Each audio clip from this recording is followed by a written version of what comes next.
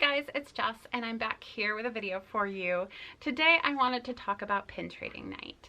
It can be a little overwhelming for a lot of people, myself included. I went to my first pin trading night last November. I'm actually going to miss this one, which makes me really sad. But I had promised my sisters I would go on a trip with them, so I will be in Vegas instead. I'm probably in Vegas when this is airing, to be honest. But I wanted to give you guys a couple of tips in case you are going this week and it's maybe your first time. So I hope these are helpful, and let's just get into it. Number one, have fun. It is a really overwhelming environment, especially if you're new to pin trading. So just take a deep breath and just enjoy. Don't worry about anything else. If you find a pin that you like, go ahead and trade for it. Don't worry about anything else. But my tip number two is know your pins. Like, know your values, know what you're looking for. So I saw a lot of people there who either had printouts or like little booklets that they had put together with the pins they were looking for, and I really thought that was an awesome idea, because in the moment, at least for me, I kind of panic, especially when there's so many people, and I might forget which pin I'm actually looking for. I have some social anxiety issues, so most of you probably don't have to deal with that. But for me, it was really overwhelming to go into that room and try and trade. I am going to attempt it again because I don't like my anxiety to get the better of me. But if you are somebody who that would be helpful for, know that it is a thing. People print them out. They may even show them to people and say, hey, I'm looking for this pen, and they might be able to direct you to somebody in the room who might have that pen. So tip number, I guess we'll say 3, is show up a little early. So I'd say for a pin trading night like this, which is what I attended in November, probably about a half an hour early is good. You don't necessarily need to show up early, but if you do, it just makes things run a little bit smoother. So they do have 2 lines or queues that you can get into before they open it up. There's one that you can stand in to pick up your pens, and one that you can stand in to get on the general floor.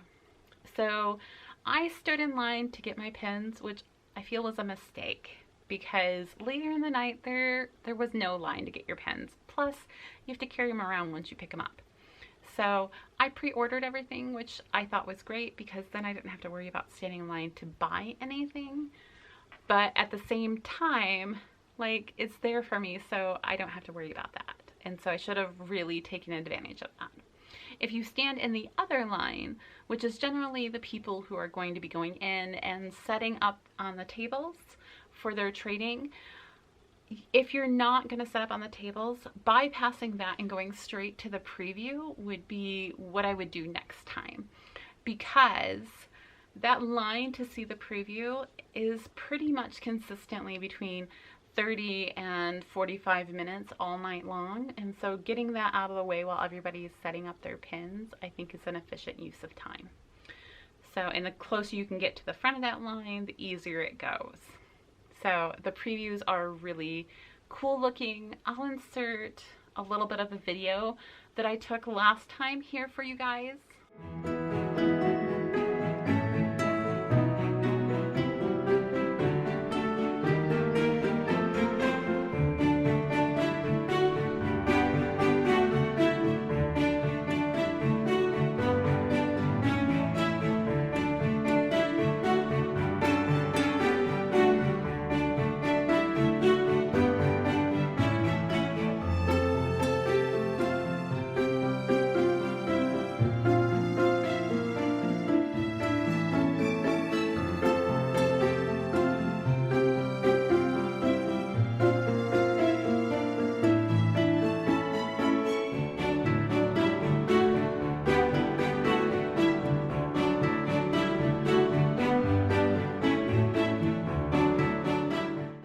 Can kind of see what that looks like. Now, as you may have noticed from that video, People are really helpful. If you have questions about any of the pins on the board, they have people standing there to answer your questions. They can tell you what kind of release it's gonna be. Not always when, like the boards are separated by months. I do think in this last pin event, they should have put the pins, the boards in the other order, because you went from what you're going to see in months ahead to what was currently coming out that month. So it was a little weird for me, and I felt like it should have been in the other order, but it was fine. But people there are really nice. You can touch the pins a little bit if you want to open something, or you can ask them to. And they're there to help you and answer any questions that you have. So feel free to ask all the questions you want. My next bit of advice is, so last time I kind of did a DIY pin board thing where I took a cork board and I slipped it into like a letter sleeve to carry it with me, and I thought that was going to be great. And I had my pin purse from Loungefly, and that did not work as well as I had hoped. So pulling it in and out was just a little cumbersome. And if anybody wanted any of the pins on my purse, I had to like dig in the inside to unlatch it. The purse is better for just showing off my pins I really love, opposed to an actual trading thing. If I was going to do it all over, I would actually spend the money in something like this. This is, what is it? The Pin Folio or Pin, Go Pin Pro, sorry. And it has quite a bit of space in the inside. It has a strap to go over my shoulder, a little area back here where if I wanted to add any of the backer cards or anything, I can for trading and that kind of thing. And I wish I had this when I went. I didn't at the time, so I did the best I could, you know, but this would have been much better. So if you have access to something like this, I would definitely take it. So I think my final tip for you guys is that expect it to just take time.